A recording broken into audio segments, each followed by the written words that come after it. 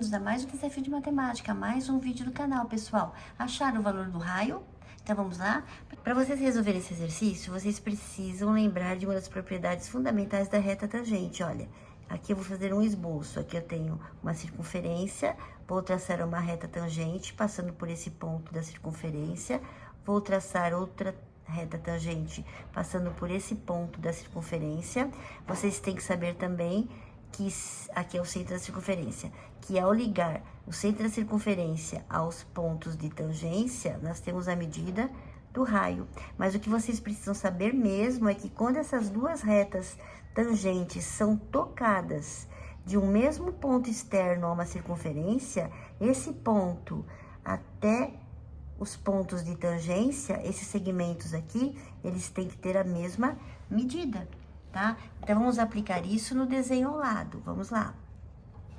Olha, então aqui nós temos uma reta tangente que passa por esse ponto da circunferência. Aqui temos outra reta tangente que passa por esse ponto da circunferência, tá? Olha, eu vou até ligar o centro até o ponto de tangência.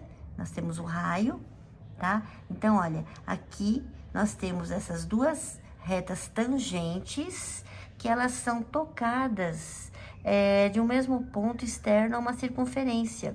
Então, esses segmentos aqui, desse ponto até os pontos de tangência, esses segmentos têm a mesma medida.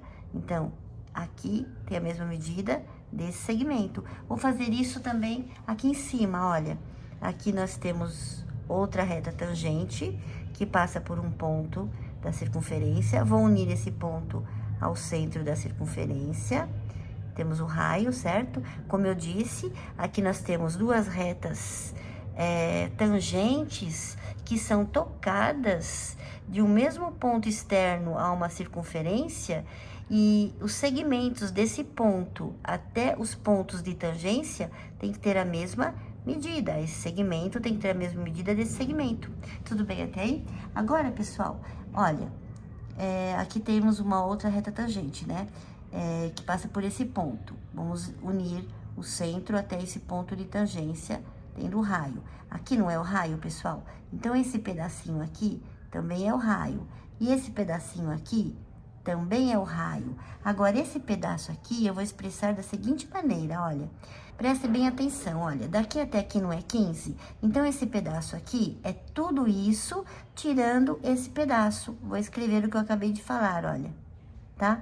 Esse pedaço é tudo isso que é 15, tirando esse pedacinho que é o R. Vou fazer a mesma coisa aqui em cima, olha. Tudo isso aqui não é 10 centímetros? Então, esse pedacinho aqui é esses 10 centímetros, é tudo isso, mas tirando esse outro pedaço aqui que é o R.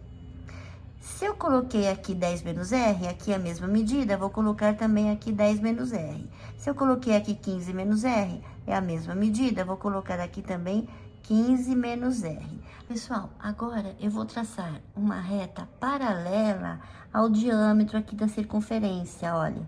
Vou traçar uma reta paralela ao diâmetro aqui, formando um ângulo de 90 graus com essa reta tangente aqui, olha, tá? Porque ao fazer isso, eu vou ter um triângulo retângulo. E quando a gente tem um triângulo retângulo, a gente logo pensa, vou aplicar Teorema de Pitágoras. Justamente isso que a gente vai fazer. Olha, esse lado aqui não é 10 menos R mais 15 menos R? Essa reta paralela ao diâmetro é 2R. 1R mais 1R, 2R, certo? E esse pedacinho mede quanto, pessoal? Se daqui até aqui é 15, ó, daqui até aqui é 10, não é? Então, quanto falta para 15? 5. Pronto, agora a gente pode aplicar o Teorema de Pitágoras. Como é que se aplica o Teorema de Pitágoras, vocês lembram? Hipotenusa ao quadrado. Hipotenusa é sempre o lado que fica em frente ao ângulo reto. Então, hipotenusa ao quadrado é 10 menos R mais 15 menos R ao quadrado, igual a soma dos catetos ao quadrado.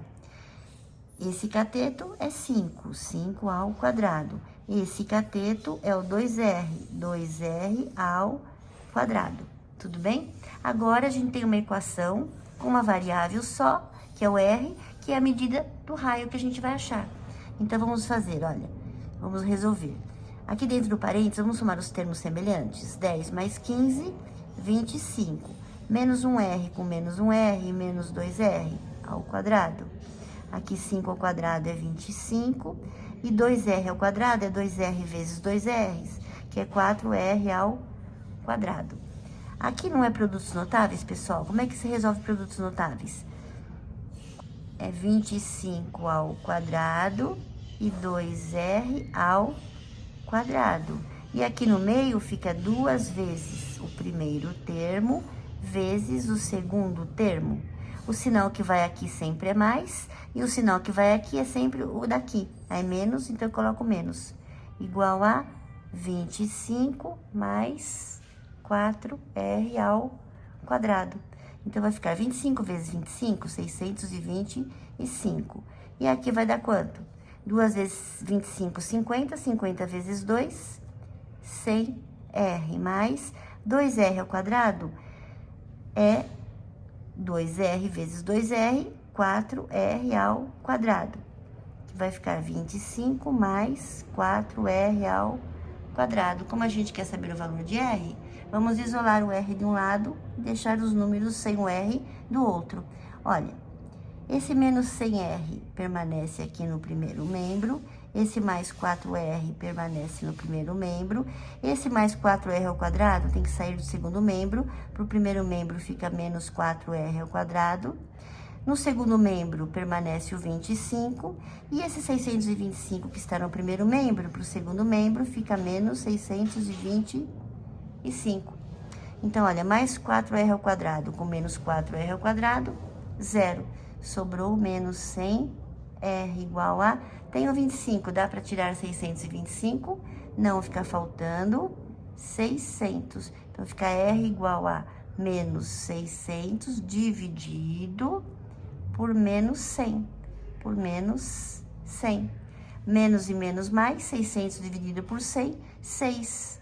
Então, o R é 6 centímetros. Acertaram, pessoal? Se vocês encontraram alguma dificuldade durante a resolução, deixe nos comentários.